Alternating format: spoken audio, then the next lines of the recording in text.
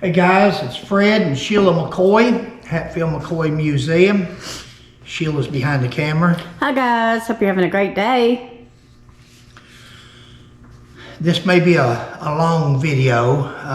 Only the true Hatfield McCoy historians will probably stay with it till the end.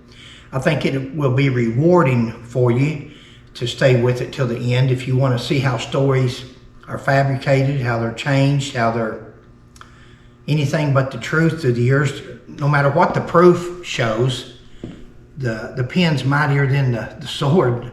It's mightier than the truth. They can write anything they want. And somebody sent us this story, and then I went and looked it up on the Pike County Tourism, I think it is, website, J. Shepherd, December the 30th, 2022.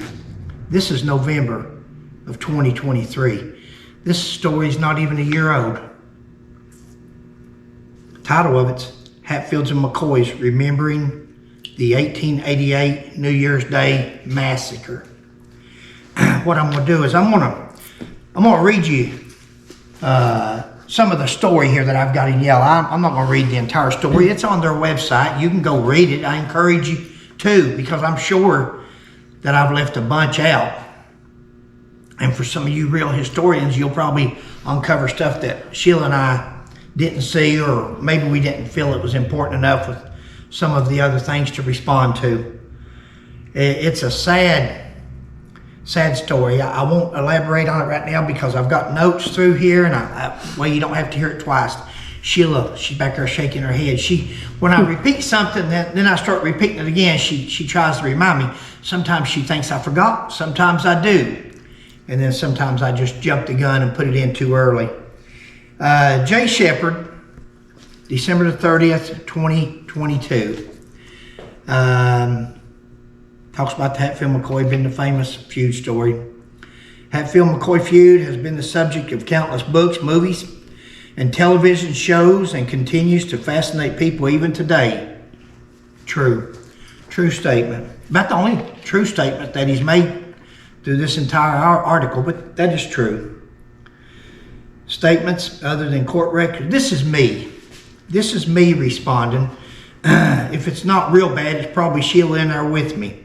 But I think probably Sheila, I see her shaking her head sometimes. We discussed it earlier. And I've done went through my mad spell. I've done went through my passionate spell, hopefully. Hopefully I can just present the facts and present the story and be somewhat of a decent presenter. Because Sheila and I both, when we first read this story and started going over it, anybody that knows Feud history knows it's malarkey. Same. Knows it's a bullshit.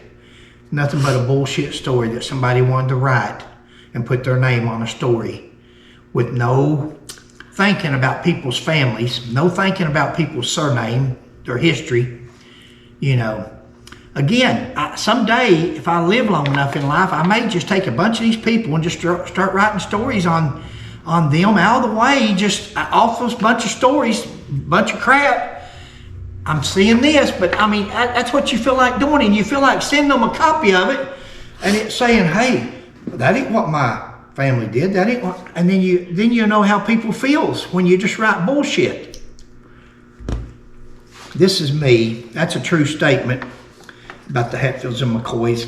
And you know, other than court records, legal documents, or just personal opinions that somebody's copied from one another, according to persons, relations, to which family, or according to who's going to be the best purchaser of something you're trying to sell. Are you trying to sell a book?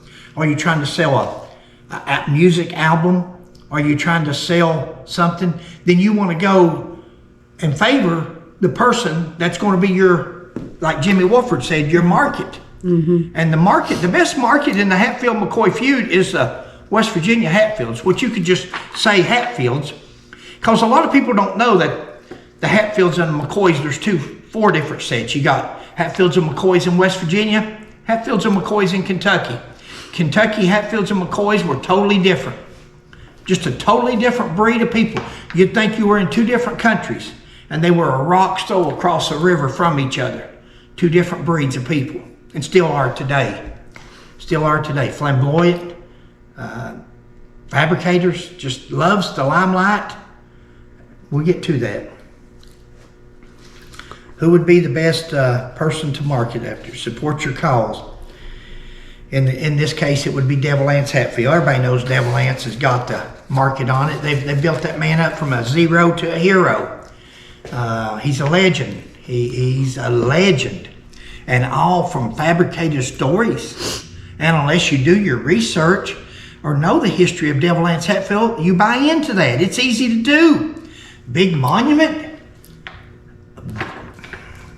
Let's go on. The next paragraph is introduction. Hatfield and McCoy feud began 1800s. Anyway, he says down here, he said the roots of the conflict date back to the American Civil War. True. Hard feelings, we're agreeing. Hard feelings begin with the Civil War. First of all, with Devil Anse deserting, he cut out, he ran. He deserted. When people needed him to stand there and fight with them, he left.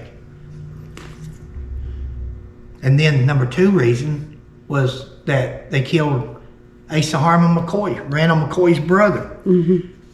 Randall fought for the Confederacy. Asa Harmon fought for the Union. Didn't make them love each other any less. They just chose two different sides. This here's a lengthy little paragraph. You can see in the yellow what I've got marked. And he says, the Hatfields were a family of Appalachian frontiersmen living in the Tug Fork region of West Virginia. The family was led by William Anderson Devil Anse Hatfield, a Confederate veteran and prominent local figure. The McCoys were a family of Scottish-Irish immigrants who had settled in the same region in Kentucky. The family was headed by Randall McCoy, also a Confederate veteran, and who, according to legend, was captured by the Union and kept in a prison camp. First of all, let's go over this first statement. He says that the Hatfields were from West Virginia, led by Devil Anse Hatfield. Entire state, entire surname, the Hatfields, were involved in this feud in West Virginia. Kentucky, entire state, McCoys, all lived in Kentucky, hated the Hatfields in West Virginia and vice versa. We've covered this in videos, guys. Hatfields and McCoys lived in West Virginia. Hatfields and McCoys lived in Kentucky. Hatfields and McCoys got along throughout the feud, before, after, and during the feud. Many of them. Isolated family issue here with some friends and a few family members. Led by Devil Anse Hatfield, a Confederate veteran. Doesn't say alleged or according to legend. For Devil Anse, it says a Confederate veteran. Devil Anse was a veteran for about 3 to 5 months. He went in the fall of 62 and deserted by February of 63. But we're going to show you something in a minute. Prominent figure. He was not a prominent figure, especially in the early years. Later on in life, become a prominent figure to his family members, his inner circle. If you'll remember T.C. Crawford's book, T.C. Crawford went to his neighbors wanting to get their take on Devil Anse Hatfield. Tell me what you think about Devil Anse Hatfield. You know what the neighbor said? No comment. No comment. No comment? It's like Sheila says, if you ain't got something good to say, don't say nothing at all. They lived by that because they were scared. They were in fear. Was that prominent or was that fear?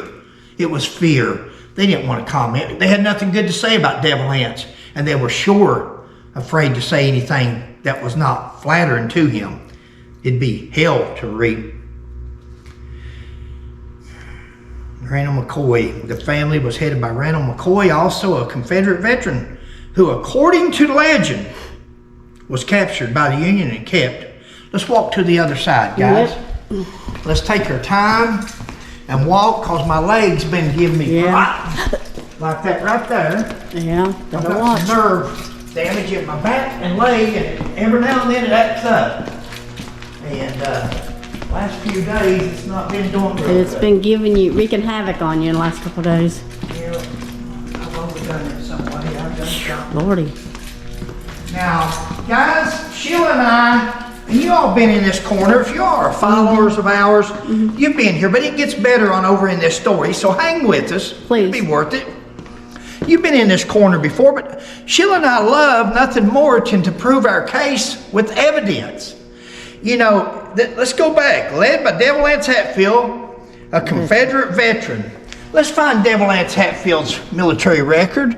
Anderson Hatfield, 45th. You know, there was no reason to fabricate nothing back in those days. We've said this before. Right. Nobody knew Anderson Hatfield. Nobody knew Randall McCoy or that they were going to be famous one day. Dated deserter since February 1863. 02-63. That's the company muster roll, and he's a deserter. Right. Here is for prisoner of war under the heading Rebel Deserters. Anderson Hatfield, a rebel deserter. You've seen these before. Here it is again, absent without leave since 1 of February 63. Anderson Hatfield. Now, you know, guys, that's what you call tangible evidence. That's physical evidence you can hold in your hand. And those are from back in the day. It's not like these you're seeing now on Jim Vance and people that they're printing them out and photo shopping them and all that. These are original. These are authentic. And there's nothing better than that. So when you say allegedly, you can drop the allegedly because it's fact. He was a deserter. He was not a veteran of the Civil War. A veteran, somebody that serves honorably and gets an honorable discharge. And you're not a veteran when you desert. Had to change batteries. Reynolds, POW.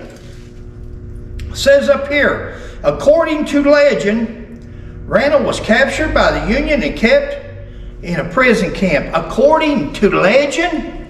According to legend?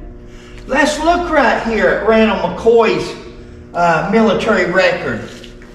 Sheila, this is Uriah McCoy. This is my great-great-grandfather, prisoner of war. Uriah McCoy, prisoner of war. That's where he was prisoner under guard at Stanton. That's when he was shot and they took him there for treatment before they sent him to the prison camp. Randall McCoy, row of prisoner of war, Camp Douglas, Illinois. There you go. August 63. Guys, he says here, according to legend.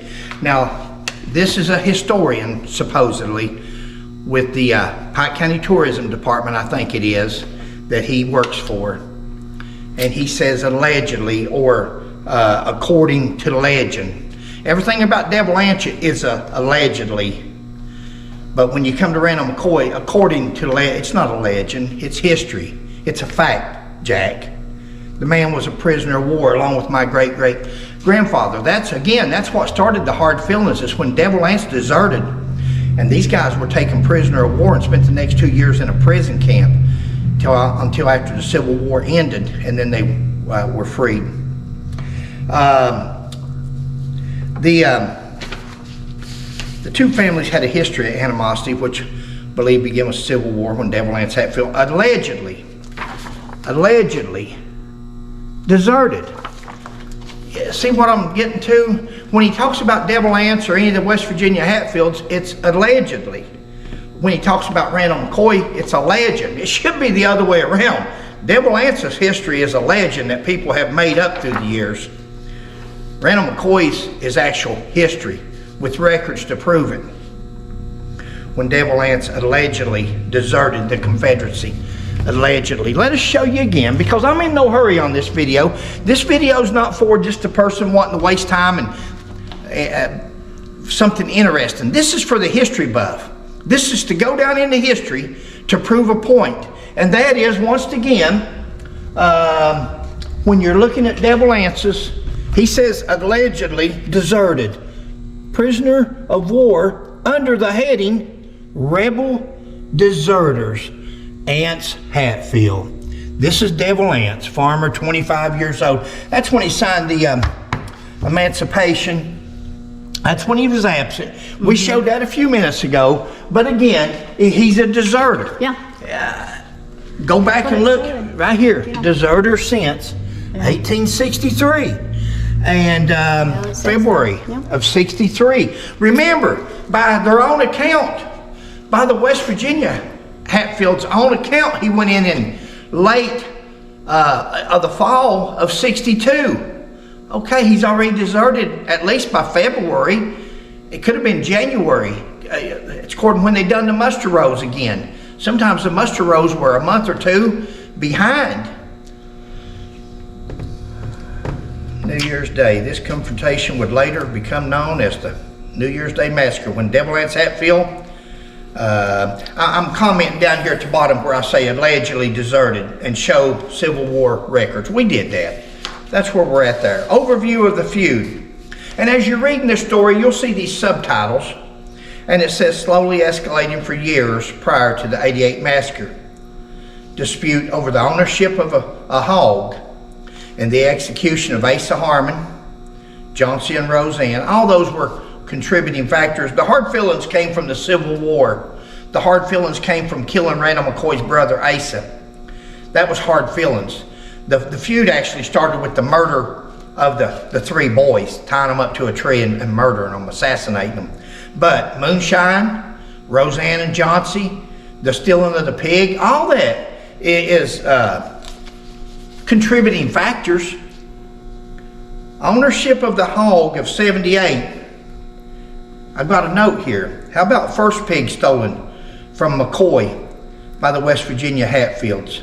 Let's go in the other room. We got to take our time. Guys, I used a walking cane years ago for about 3 years. My leg, I think I said that over on the way over through here though, but if you hear me holler out of the blue, I was in Walmart the other night. When that hits, it hits you right in the groin, and I screamed out, and this lady behind me thought I had a tick or something. She thought I was ticking, but it was just where my leg went out. I want to show you something here. Sheila, you may know where it's at better than me. The pig thing.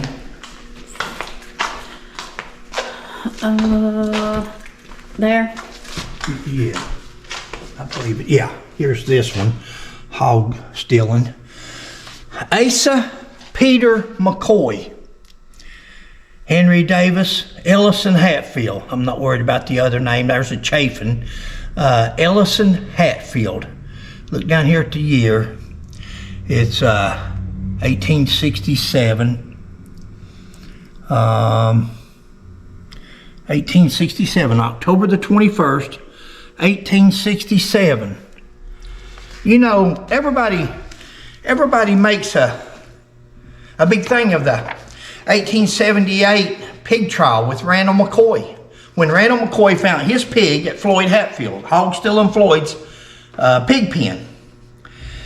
They act like that's the big deal. That's the pig. And they want to act like the feud started over the pig. It didn't start over the pig. It started over the Civil War. It started over, or contributed to it. But again, when they killed the three McCoy boys, is what started it. But the hog didn't help in 78 because in 1867, even prior to this one, they'd already stole 4 hogs from a McCoy, from Asa Peter McCoy. And he took warrants on them, and they went to court, found them guilty, and they had to pay for the 4 hogs that they took. They had to reimburse them.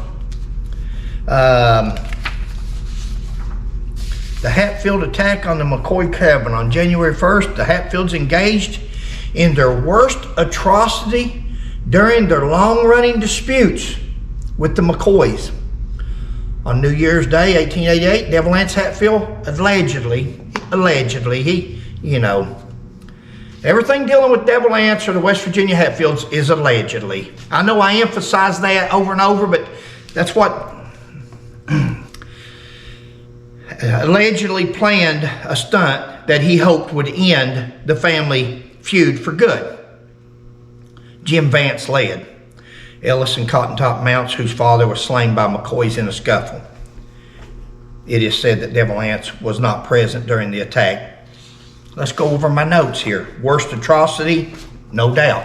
Worst thing to happen during the feud, if you want to compare, you know, they killed the 3 McCoy boys to 3 trees and Tied them to 3 trees and assassinated them. They set this house on fire, and as the children run out, or anybody, they shot them. They killed them. Sarah run out, they beat her, they left her for dead. They thought she was dead. So no doubt that's the worst atrocity. He says Devil Anse Hatfield allegedly planned. Really laughable. Allegedly, always allegedly. Remember that through history, guys. You history buffs out there, Hatfield, McCoy on either side. Remember that. Every time you see that word allegedly for Devil Anse Hatfield, just another way of not wanting to say what he did. They don't want to hurt the West Virginia Hatfield's feelings. Because remember, and we're going to cover that in a minute, the West Virginia Hatfields, Virginia Hatfields, Oklahoma Hatfields, North Carolina McCoy, Waycross, Georgia McCoy, that's who represents the Pike County tourism. Not Hatfields and McCoys from that area, because nobody wants to get in that. None of the real Hatfields and McCoys from that area have to get in that or need that or want that. We've never wanted it. Nobody has for years. But these guys that they've got representing, or so-called representing, the Hatfields and McCoys is sad. They're a disgrace to represent either Hatfields or McCoys. And I'll get to their history here in a minute. You'll understand why. Listen, we have got videos on top of videos. At the main beginning, when Sheila first started her channel, videos on top of videos that you can go back. That's going to be a whole lot better than anything we're doing nowadays, because she's learned to calm me down a little bit. Back then I said, I put it straight. Allegedly planned. Saw a story earlier where the narrator said Jim Vance was murdered in cold blood. This was in another story. If I'm not mistaken, I could be, but I'm thinking it's by the same organization. And maybe the same person, who knows, but said that Jim Vance was murdered in cold blood. Cold blood. I'm reading. I'm sorry. I'm so bad for that. Sheila, thanks for always correcting me. Sometimes I sneak something by her and she don't catch it and I don't catch it neither, and then we have to go cut it out because my brain outruns my... And that's why I'm glad we're doing these videos now, because I'm not getting any younger and my memory's not like it was. Again, my mother... just passed away last year of dementia. For the last 5 years, didn't know who we were, and I have a feeling that's going to be me one day. So that's why we want to get these videos now. But anyway, they said that Jim Vance was murdered in cold blood, but yet when they talk about Alifair, shot in the chest, in the breast, as she run out to the well, Calvin shot in the back of the head as he run to the corn crib. Not Randall McCoy going toward the corn crib, it was Calvin McCoy going toward the corn crib, and they shot him and blew his brains out. That was just a shooting. That wasn't a cold-blooded murder, even though they set their house on fire and shot them as they come out. It don't get much colder than that. Jim Vance led. This gentleman says Jim Vance led the Hatfields upon the McCoy raid, and that's correct. He did. But throughout history, you'll read Mr. Tom Dotson's book. Okay, I ain't gonna mention no names. Rewind that. No name there. In other books you'll read where it says Jim Vance was not even there. He was innocent. Yeah, okay. Read Cotton Top's statement. Read Alex Messer's statements, confessions. Read them. You'll know who was there. These guys had no reason to lie. They told who was there. They'd been caught. They were had. This guy here says that Jim Vance led them. He's correct there. This posse allegedly included Devil Anse Hatfield's son, John C. Hatfield. Allegedly included... Sheila, where's that warrant out for the pig stealing?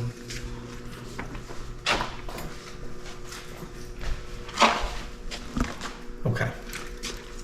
No, this was the pawpaw trees, right? Yeah. The pawpaw trees allegedly included. Oh, okay, we're talking about at the thing. Okay, well, let's go with this. there's John C. Hatfield when he shot at the 3 McCoys. There's the indictment warrant from Pike County. But let's go with this. What better evidence is there than a man goes to prison? He's sentenced to prison.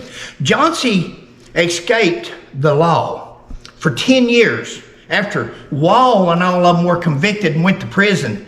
It wasn't till 10 years later when they finally apprehended Johnsey and he was tried. They had a change of venue. He was tried in Floyd County, next county over from Pike County. He was tried there and he was convicted, and they gave him life in prison also. I think he served about 15 years and then he got out. What do you mean allegedly here? The posse allegedly included Devil Ance's son, John C. Hatfield. Allegedly? Let's see what Webster's dictionary says about allegedly. Since we're going through this gentleman's story, he's done mentioned allegedly probably 5 to 7 times. Allegedly, used to convey that something is claimed to be the case or may have taken place, although there is no proof. How much proof does it take? These men were convicted in courts, served time in prison, died in prison, or were hung. When do we start dropping the allegedly? It's 2023. It's 135 years later. Maybe we can drop allegedly. Maybe he was convicted of murder. Maybe he went to prison for murder. Maybe he served time for murder. That's not allegedly. That's been found guilty. But you'll never see Kentucky tourism badmouth West Virginia Hatfields. It'll never happen. Ellison Cotton Top Mounts. I'm continuing on with that paragraph we just read. I'm just going through it now. But he says, Ellison Cotton Top Mounts, whose father was slain by the McCoys in the scuffle. What scuffle? Mounts.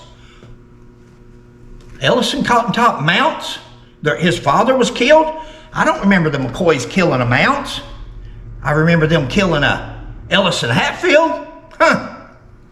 Why does no one name his father? He's referred to as a Mount, but yet his father was Ellison Hatfield. They don't want to tell you that because Cotton Top Hatfield was a product of Ellison Hatfield and his first cousin, Harriet Hatfield, the daughter of John Hatfield. She was the sister to Hogg, Still, and Floyd, Harriet was. And her and Ellison had a thing. They had a thing supposedly for years and years later after both of them was married. She married Mounts. He married Staten. I forget her first name, but he married Staten. And supposedly, according to one of the Hatfield offsprings, that was a historian, they may have even had more. That's why the DNA, that's why we're always asking these people that's doing that study on the Devil Anse Hatfield DNA, that's why they want DNA to see. Seen a story the other day where a Patterson, I think it was, and said they didn't know whether the father was Ephraim Hatfield or Devil Anse Hatfield. Yet it says on the birth certificate, Big Eve. But that's why we need DNA. We need to see where Devil Anse. It's been said that Devil Anse may not be a Hatfield at all.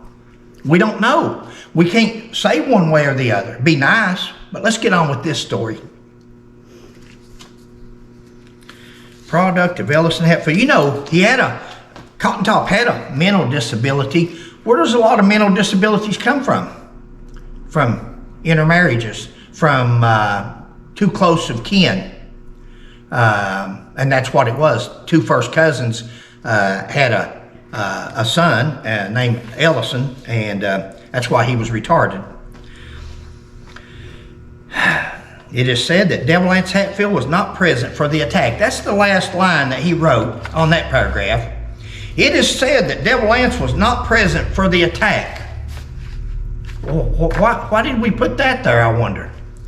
We're not talking about Devil Anse being at the attack or where he beat somebody or how many he shot or something like that. But out of the blue just says, it's said that Devil Anse Hatfield was not present for the attack. Who said that?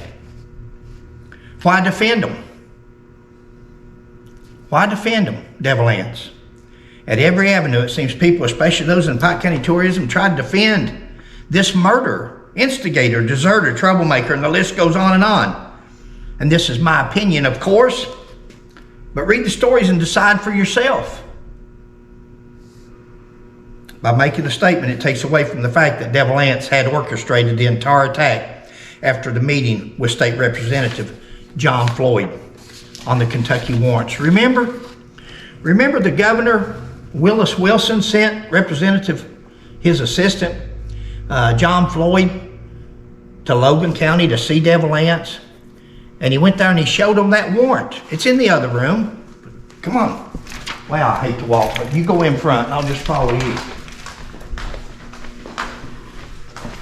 I want to show you something. So let me go there. Let's go this way. I want to show you something as we go through here.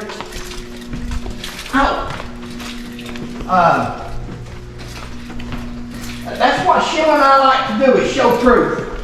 I don't know what I have done. I have pulled something, or well, sometimes I can get around. Look at that right there, guys. That's the original warrant. That is the original warrant. I ain't got my phone to give you a light, but that's it. That's signed by Samuel Buckner with the $500 reward on there. And let me explain to you what happened. Simon Buckner, after the Supreme Court ruled that you can't bring them back without going through a governor's warrant, without extradition process, Samuel Buckner sent that warrant, a governor's warrant, to West Virginia, Governor Willis Wilson, with a $500 reward on it. It says, we want Devil Anse Hatfield extradited to Kentucky to stand trial. He refused to honor that warrant. Willis Wilson did. He would not send Devil Anse to Kentucky. Devil Anse went to his grave with murder warrants on him, like we have stated before. He went to his grave with murder warrants on him. That faithful evening, the Hatfields approached Randall McCoy's cabin, setting it ablaze, and commenced committing further acts of violence. It is believed that Randolph McCoy was not present or somehow escaped. Listen what a statement, people. Listen what a statement this Kentucky tourism person just wrote in the history here. It is believed that Randolph McCoy was not present or somehow escaped. Yet, 2 of his grown children were killed, a son named Calvin and a daughter named Alifair. Sarah McCoy, his wife, was bludgeoned and left for dead. She survived the incident, but was never the same mentally. Let's go to the other room, baby. Yeah, I was gonna say we got that. I'm sorry. We got that on the wall over there. Let's go to the other room. We want to show you something here. And as we're going, I'm going to go over my notes. It is believed that Randolph McCoy was not present or somehow escaped.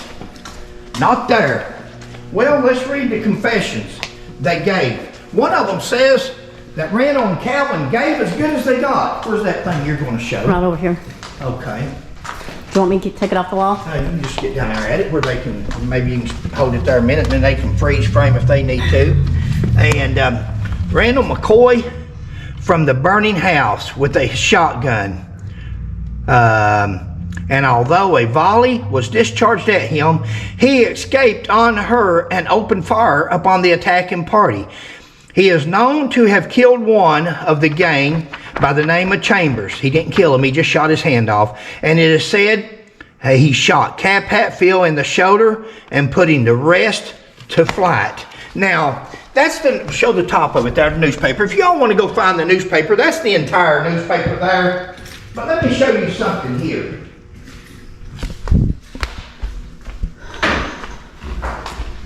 Let's just go over this briefly. This is Charlie Gillespie's statement. Jim Vance was in command of the party. I'll let her take a picture of this in a minute. Okay, yeah, I'll put it at Vance the end. told us that if Randall McCoy and his son Calvin were out on the road, every material witness against the men who had taken part in it might be arrested, but there wouldn't be no witnesses against them. They could still be arrested, but if they could get rid of Randall and Calvin, them witnesses, then they would go free eventually. And he was right. With no witnesses, you ain't got a case. This was the reason that old Jim Vance gave us. Cap and Johnson agreed until all inside would be dead or disabled. That was their plan. They wanted everybody inside. The only reply the McCoys made to our demand to come out was to bar and barricade the doors and prepared to fight until the last. We shot through the windows and doors, and our shooting was responded by old Randall and Calvin, the former, talking about Randall, with a double-barreled shotgun and the other with a Winchester. We had to be very careful as both were good shots. Chambers had crawled up on the roof and was trying to set fire when Randall McCoy shot through the roof and shot his hand off.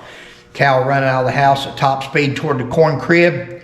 Several banged away. More shots were fired. His head was blown off. A big hole in his head. Left her for dead. They beat Sally and left her for dead. That is Charlie Gillespie. She'll make a copy of that later on. And in Cotton Top's statement in here, Cotton Top says that they gave as good as they got. Talking about Randall and Calvin. Not there, read Confessions. They gave as good as they got. Randall shot Tom Chambers, or Tom Mitchell, hand off. Shot Johnson in the shoulder and shot Cap as they were riding off. You know, the bad thing is, Randall McCoy had bird shot in the shotgun. Squirrel shot, bird shot.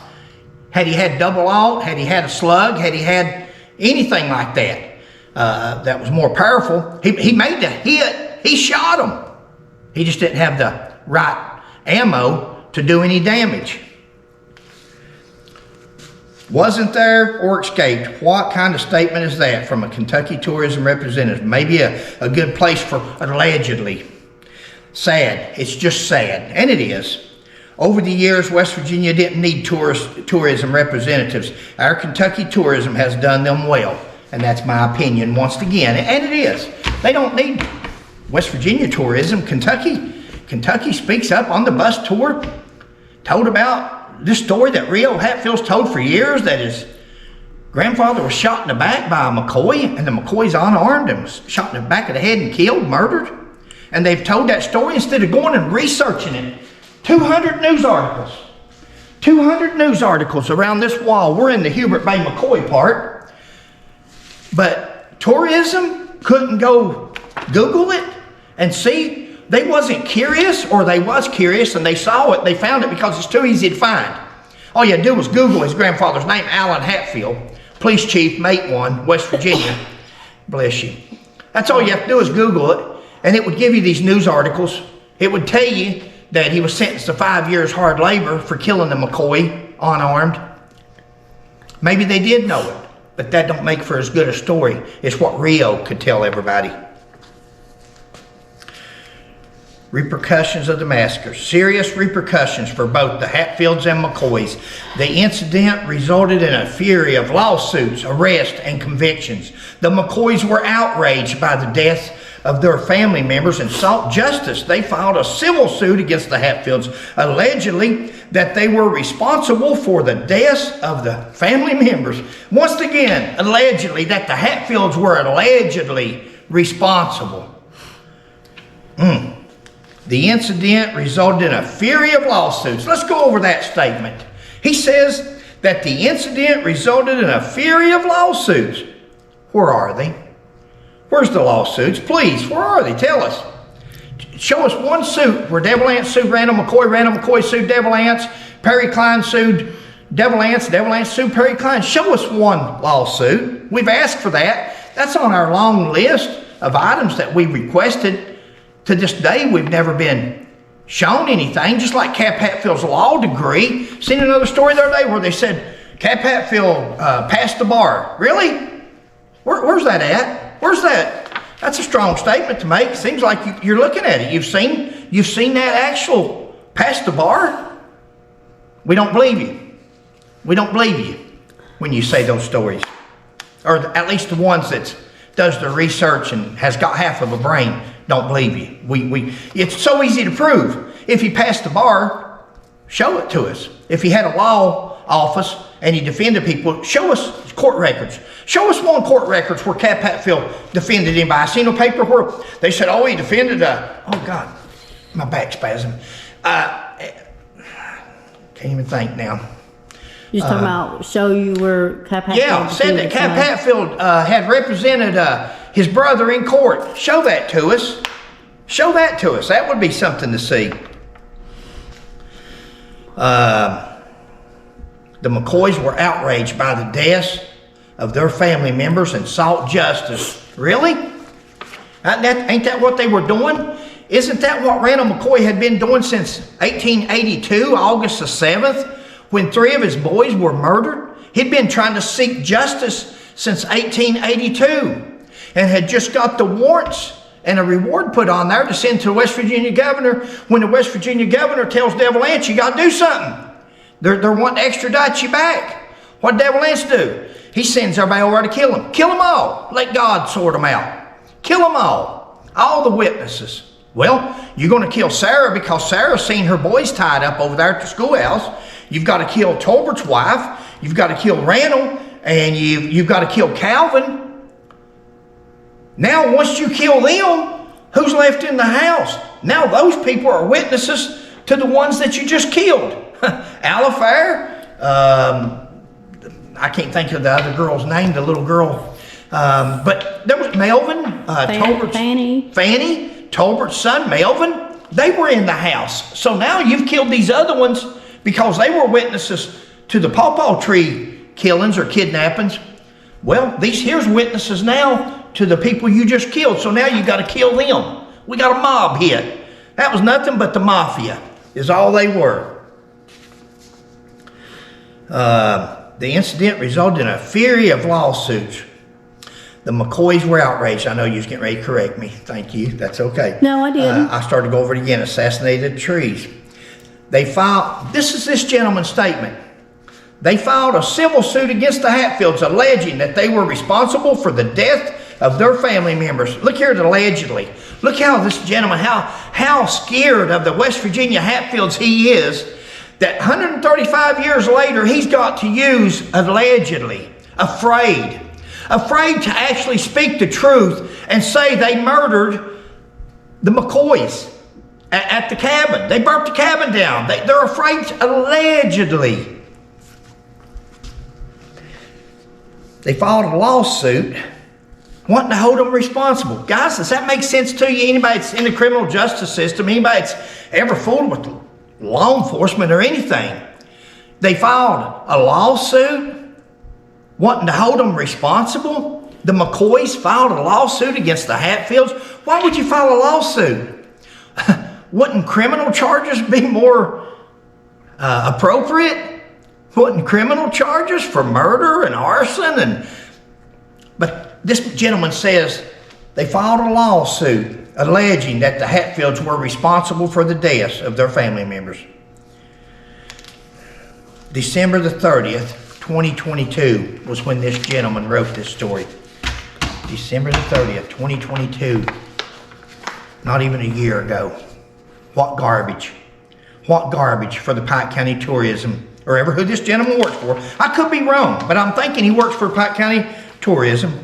And we'll show you the headline of the story when we're done here. I'm almost done. The Hatfields, on the other hand, were outraged by the accusations and sought to protect themselves. This is this author. The Hatfields were outraged by the accusations that they had set fire to somebody's house, and even though they were sent into prison, hung, but they were outraged. This guy says, and he's got the benefit of having after knowledge. This is 135 years ago. He's got the benefit of looking at court records and saying, well, Johnsey went to prison, Ellison was hung, Wall died in prison, the Mahon brothers served time. He's got the benefit of looking through history, but as of last year, he speaks it as if nobody knows. The Hatfields were outraged by the accusations and sought to protect themselves. The Hatfields were also hunted by Kentucky law enforcement and were arrested outside of their jurisdiction, which was controversial A McCoy posse also later murdered Jim Vance, and Devil Ance's nephew was hanged in Pike. The only participant in the feud to be executed in accordance with the law. Eventual peace was made between the two families, yet the stigma of the feud remains to some degree until this day. Let's go over it line by line. The Hatfields, on the other hand, were outraged by the accusations and sought to protect themselves. What'd he say? Governor issues warrant and reward. Why not defend yourself in court? Why not turn yourself in? Pike County Court, stand trial. If Devil Ance and these people was innocent, stand trial. Prove your innocence. I got a bunch of stuff wrote here, but I'm not going to bore you people. I don't believe I have to. I think you're catching on to what I'm saying here. Sought to protect themselves. He says the Hatfields sought to protect themselves. Protect themselves by going to a man's home in the middle of the night.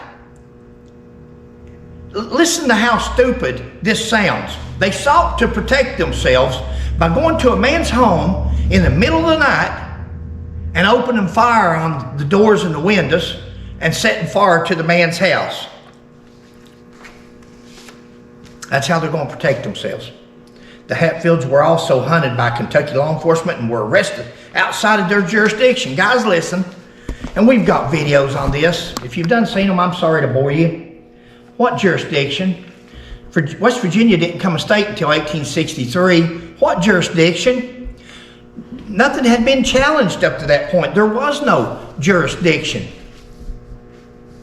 No other precedents as to taking prisoners from one state to another state at a time. The Supreme Court had never ruled on it. It never been until the Supreme Court ruled when the posse went to West Virginia with Frank Phillips, a state police officer of Kentucky. Sam Buckner had given him Kentucky full law enforcement powers in the entire state. And that meant pursuing criminals wherever they went and bringing them back to Kentucky. At that time, there was no precedence for going to another state. That didn't come until they arrested those 9 and brought them back. And then they filed a suit with the courts for the Supreme Court to rule on it. And the Supreme Court ruled that one state can't go to another state without an agreement between the governors. Governor's warrant is what it turned out to be. You couldn't just go from one state to another state and kidnap them and bring somebody back. Now, bounty hunters can, but law enforcement had no authority to do that. But they ruled that since Kentucky's already got those 9 people, you can keep them, rearrest them. They're already in Kentucky, and you can try them. And they did. They didn't go to West Virginia no more and illegally arrest anybody. They didn't do that anymore because the Supreme Court ruled it was illegal. So when the gentleman says that they were hunted by law enforcement, Kentucky law enforcement, and were arrested outside their jurisdiction, there was no jurisdiction at that point until the Supreme Court ruled. A McCoy posse also later murdered Jim Vance. Woo! Oh, wait a minute. Where's allegedly? See, the McCoys murdered Jim Vance, not the McCoys allegedly murdered. She's looking at me. She's looking at me real hard. McCoy posse later murdered Jim Vance, written by a true official representing the people of Pike County and the state of Kentucky. Again, West Virginia, you need to hire this man. Well, better yet, leave him where he's at if that's who he represents, because Kentucky's paying him for tourism, and you all are getting the benefit of it. Eventual peace was made between the two families, yet the stigma of the feud remains to some degree until this day. There was family members on both sides, Hatfields and McCoys. This is me, who never fell out from both sides of the river in Kentucky and West Virginia. The stigma remains because of those people who write stories like this, have people from other states representing them as they speak or represent the entire surname, when they have caused more conflict and hard feelings by filing suits against the innocent landowners of Pike County. Go figure. Guys, I'm going to show you something. I'm going to tell you who we got representing. And they don't represent Fred McCoy. I think you can probably, if you've watched any of our videos, you see that by now. These guys do not represent Fred McCoy. But here's where it's gone over the years.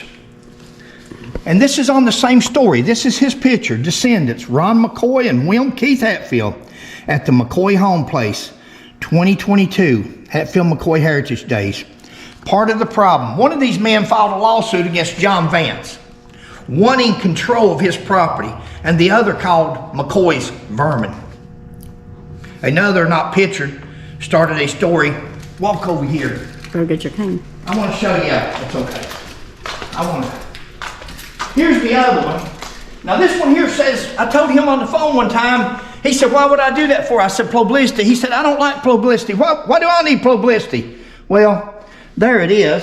This is not part of this story, but while it's there, I want to show you just a real fast thing on the back to show what my research brought me to. There's where I filed a request for public records, and I ain't got my glasses on, but right in there is where he should say in his bio that he served in the Vietnam War. Served in the Vietnam War. Well, people, I'll tell you, right here is his, what we call a DD-214 nowadays. Did not serve in Vietnam War as claimed in the bio, TA bio, or on the Hatfield McCoy Museum. That's there at Sarah Ann. There's his, what, the medals he got for firearms, and he served in Korea. Nowhere mentioned on there is where he ever served in the Vietnam War. Now, once again, I'm not going to beat a dead horse and harp on this stuff, but I'm trying to tell everybody out there that everything that we show, we've got proof of. We can prove this stuff. But here's what he says. Rio Hatfield had said that his great-grandfather, walk over here, babe. I'm having a miserable day, I'll just tell you. Here is Rio Hatfield's grandfather. That's Allen Hatfield. That was at one time the police chief in Matewan, West Virginia. I'm just going to show you a couple articles here, and you can stop your screen on it. And that's the Sun. This is the New York Times. There's his daughter. There is Hubert Bay McCoy that was killed unarmed. There he is, a World War II hero. And here's Fetty, where Fetty's telling the Herald Dispatch that he was shot 3 times in the back. Here's Granite Magazine, where Rio Hatfield is telling Dean King about his grandfather. Here's the murder warrants, the murder indictments. There's we, the jury, find the defendant guilty of voluntary manslaughter. I mean, there's nothing that we do here that we can't prove. Now, there's the story. There's the guy's picture that he's got. William Keith Hatfield, Ron McCoy. Ron McCoy says he didn't know he was related to Randall McCoy till he's 35 years old. He files a suit against John Vance back home, who just passed away a couple months ago. We've got videos on top of videos on this. But that's the gentleman. That's Ron McCoy from North Carolina. Never grew up in Pike County, never even knew nothing about the feud till he was 35 years old. And then he writes a book and he puts the history of the feud in there. How the hell do you do that? You don't even know about it till you're 35. Where'd you get your history from? You got it from other books.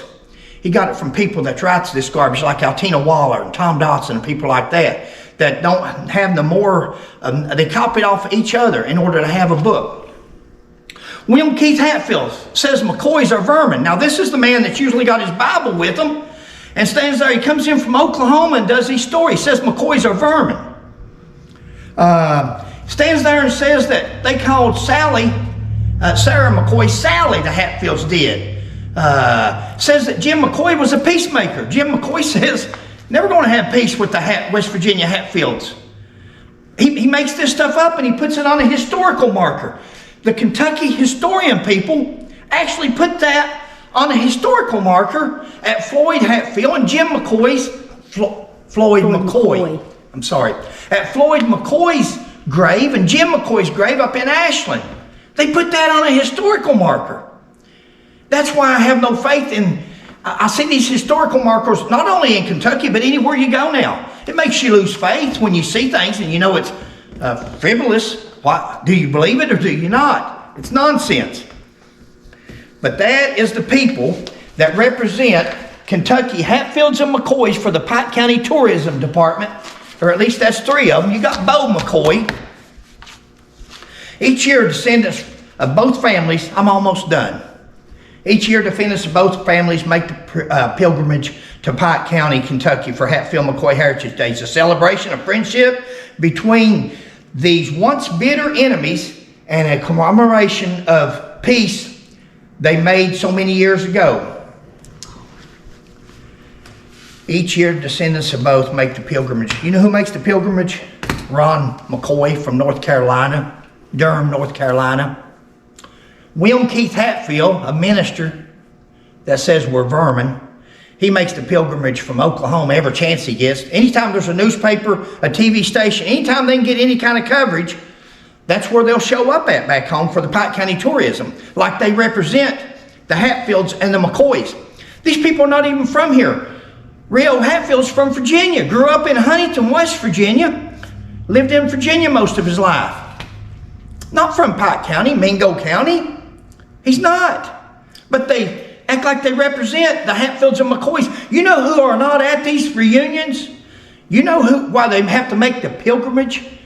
Because they have to come in there to do it.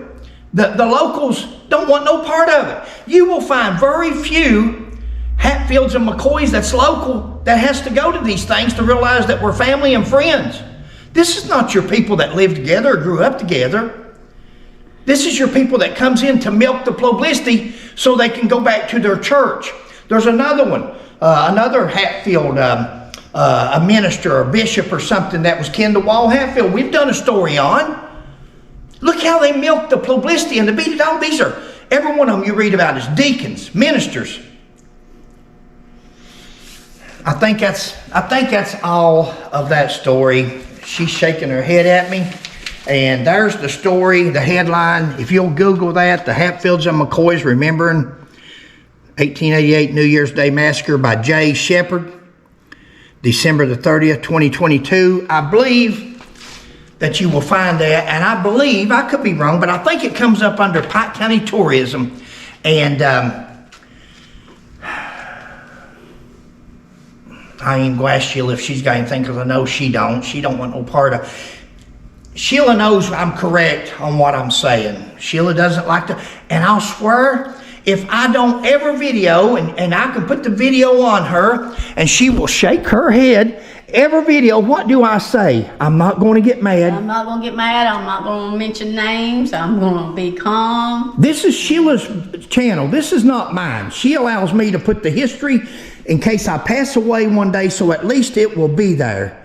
And because I want the truth to be known. Right. I want it to be out there, the other side. And maybe somebody, I'm sorry, I'm shaking that camera. Oh. I don't know, guys, but there's where I'll be one day. There's my casket waiting on me. Nice one. Sheila, you got something to say? Thanks for watching, guys. Please like, subscribe, and share, and we'll catch you on the next one. Bye.